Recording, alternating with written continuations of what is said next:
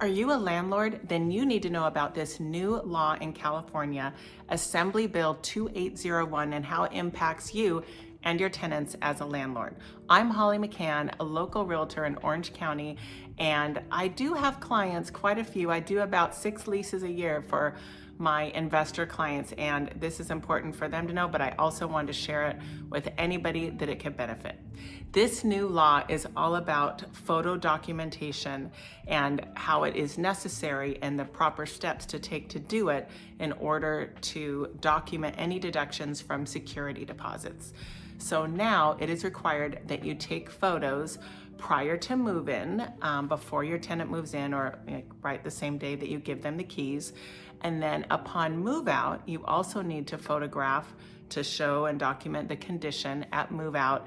And then if you do any repairs that you are charging that tenant for, you need to take a third set of photos to show what was done.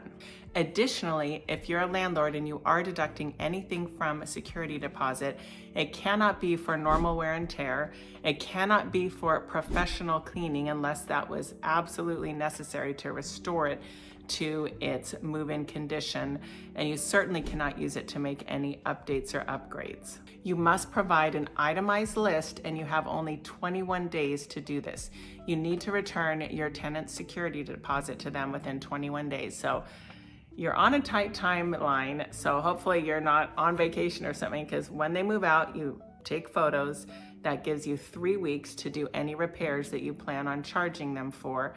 And then at the end of 3 weeks, you have to return their deposit and an itemized list of anything that you are withholding for repairs and photos of those repairs being complete. If you have any questions on this, there is a link below to that Assembly Bill 2801 that I mentioned to make sure you are compliant.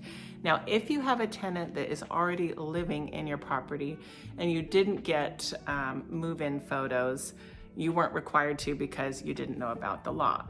But starting now, starting April of 2025 and later, you do have to get those photos of move-in. And I would recommend too, might not hurt to go get a set of photos now. Even if your tenant's been there a couple of years, you just tell them you want to get photo documentation of the property so that you can be in compliance with the latest laws and be able to document if there is any future damage. Might not be a bad idea.